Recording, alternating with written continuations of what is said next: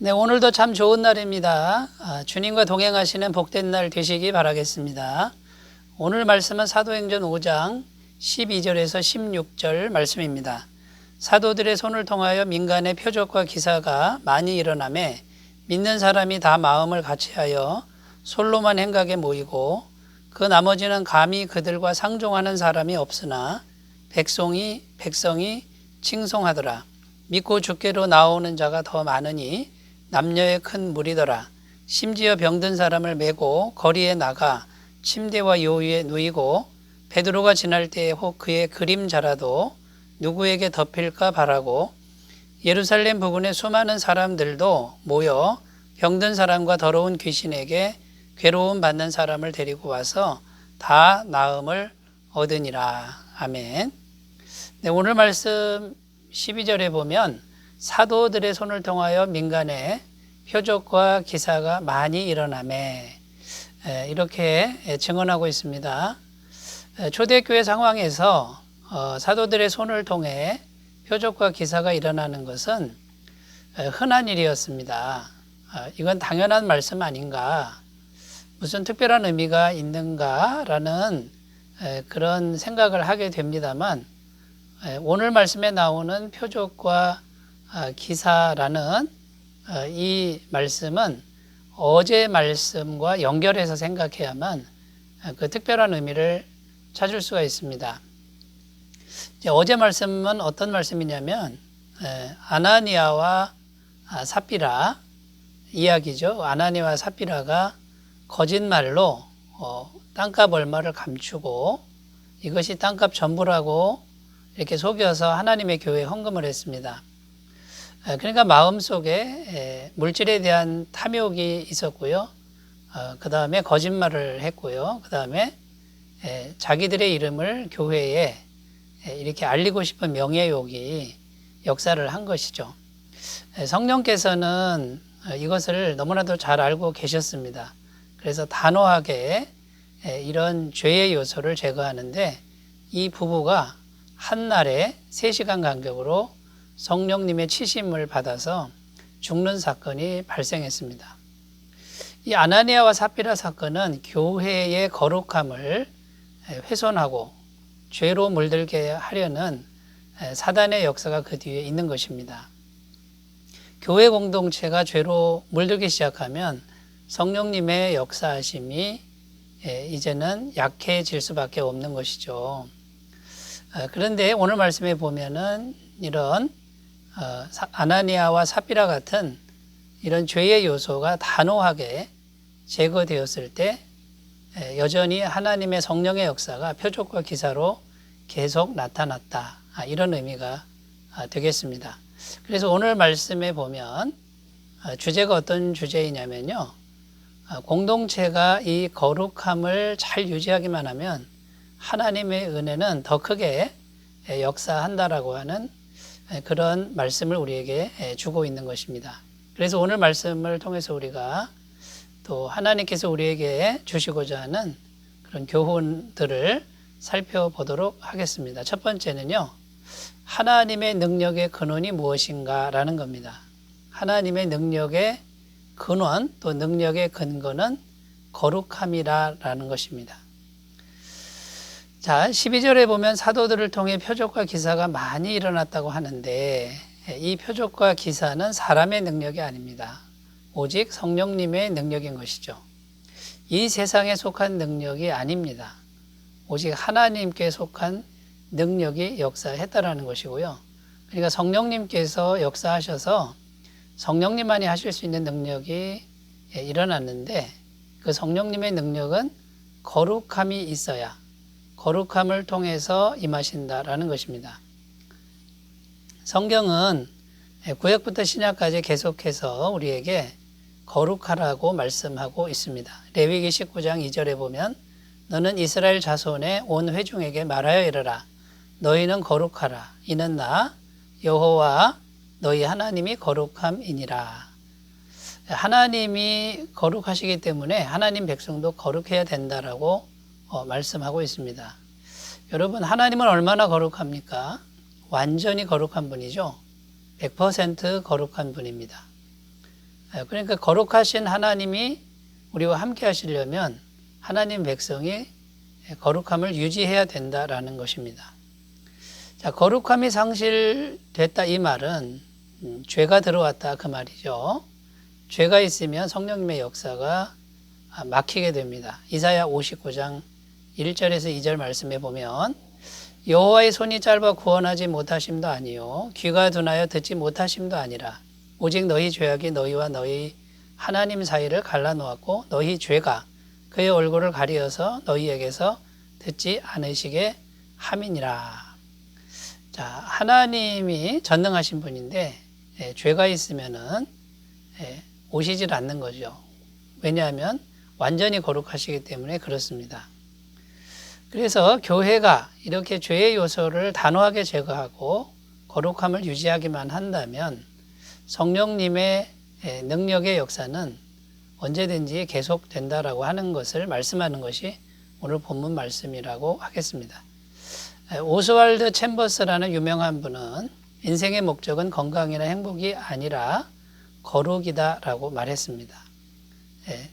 성령 충만한 위대한 분들이 하나같이 거룩함을 강조하고 있습니다. 구약성경 열왕기서와 역대기서를 보면요, 결국 이스라엘 나라, 하나님 백성의 나라죠. 이 나라가 왜 망했느냐? 거룩함을 상실했다는 것입니다. 우상숭배와 탐욕에 물들었기 때문에, 그것을 방치했기 때문에 계속 시간이 가면서 더 깊어지고 결국은 나라가 망하는 그런 비참한 결말을 맺었다라는 것입니다.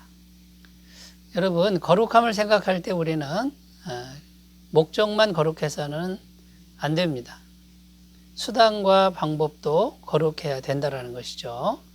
이것을 우리가 잘 기억해서 목적도 선하고 수단과 방법도 거룩하고 그리고 선한 결과도 낼 수 있도록 선한 기도, 거룩한 기도가 계속돼야 될 줄로 믿습니다. 자, 거룩함이 하나님의 능력의 근원이고요. 두 번째, 오늘 본문 말씀을 통해서 우리에게 들려주시고자 하는 하나님의 말씀은 믿고 회개하는 사람들이 많아졌다. 이런 내용을 우리에게 주시고 있습니다. 14절 말씀에 보면 믿고 주께로 나오는 자가 더 많으니 남녀의 큰 무리더라라고 기록하고 있습니다. 여러분, 표적과 기사는 그 자체만으로도 대단한 역사입니다. 그런데 그 표적과 기사의 궁극적인 목적이 무엇이겠습니까? 왜 표적과 기사를 보여주시는 겁니까? 그것은 구원을 위해서입니다. 하나님을 믿게 하는 것이죠. 하나님을 신뢰하게 해서 예수 그리스도의 이름을 영접하게 하는 것이 하나님의 뜻이라고 할 수 있습니다. 자, 거룩한 공동체, 이 거룩함만 잘 유지하면 분명히 하나님은 구원받는 사람을 그 공동체에 반드시 더해 주신다라고 하는 약속의 말씀입니다.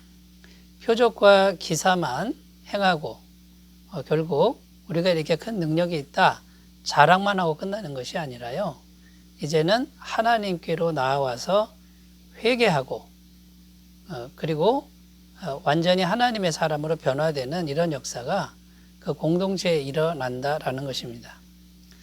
여러분, 만약 우리가 속한 공동체가 구원받는 영혼이 없다 또는 너무나 희박하다 그러면요, 우리가 우리 자신을 한번 생각해 봐야 됩니다. 또 우리 공동체가 사람들이 자꾸 실망하는 공동체, 또 흩어지는 공동체라고 그렇게 판단이 된다 그러면요, 우리 자신과 우리 공동체를 돌아봐야 됩니다. 우리가 하나님 앞에서 거룩하지 않은 부분이 아마 반드시 있을 것입니다. 오늘 말씀에 보면 구원받는 수가 많아지는데 남녀의 큰 무리더라, 이렇게 말씀합니다. 그러니까 더 분명한 크기로 더 많은 사람들이 하나님의 교회에 동참했다라는 것입니다. 성령님이 얼마나 기뻐하셨으면 이렇게 구원받는 사람의 수를 더하여 주셨겠습니까? 사랑하는 여러분, 어떻게 해서든지 거룩함을 잘 유지하는 그 길로 행하시면 믿고 회개하는 사람들이 많아지는 은총을 더해 주시는데 그 은총을 다 풍성히 경험하시기를 바라겠습니다. 자, 세 번째 오늘 말씀을 통해서 베드로를 우리가 주목해야 되는데요. 베드로가 정말 위대한 사도가 됩니다. 사람들이요, 베드로 사도를 만나기를 갈망합니다. 너무 바빠서 만나지 못하니까 베드로가 지나갈 때 그림자라도 덮였으면 좋겠다. 이렇게 생각할 정도로 베드로가 위대한 사도가 됩니다. 그리고 그 근방에 수많은 병자들을 데리고 와서 베드로에게 안수기도를 받는데 병자들이 나음을 입은 것이죠. 자, 그런데 그 베드로는요, 원래 어떤 사람입니까? 그 사람은 평범한 사람이고 어부일 뿐입니다. 자, 누가 이렇게 베드로를 만들었을까요? 물론 베드로 안에 임하신 성령님이시죠. 이 평범한 사람, 배움이 짧은 베드로가 전능하신 하나님의 영과 계속 교제하고 또 관계가 깊어질 때에 이 베드로가 위대한 사도가 됩니다. 하나님의 능력, 하나님의 지혜, 하나님의 성품, 이 모든 것을 공급받는 사람이 되었다라는 것입니다.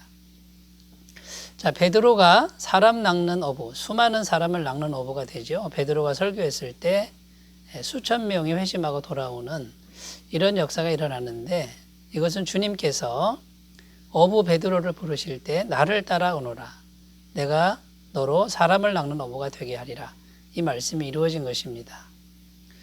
여러분, 오늘 주님께서는 베드로의 모습을 보여주시면서 우리에게 동일하게 말씀하십니다. 주님을 따라가면 된다라고 말씀합니다. 그 주님이 오늘날 우리 안에 성령으로 와 계시고 성경으로 와 계십니다.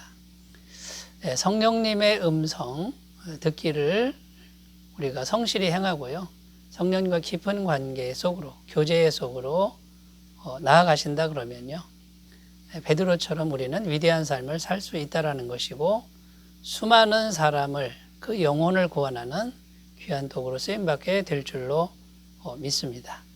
요한복음 14장 12절에는 내가 진실로 진실로 너희에게 이르노니 나를 믿는 자는 내가 하는 일을 그도 할 것이요 또한 그보다 큰 일도 하리니 이는 내가 아버지께로 가매니라, 이렇게 말씀하고 있습니다.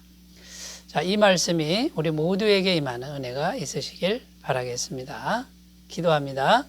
하나님 아버지, 초대교회는 최선을 다해서 거룩함을 지켰습니다. 그때 성령님께서는 기뻐하셔서 더 큰 표적과 기사와 더 큰 구원의 은총을 허락해 주셨습니다. 오늘 우리에게도 이런 은혜가 있게 하여 주옵소서. 예수님의 이름으로 기도드립니다. 아멘. 오늘도 참 좋은 날 되시기 바라겠습니다. 감사합니다.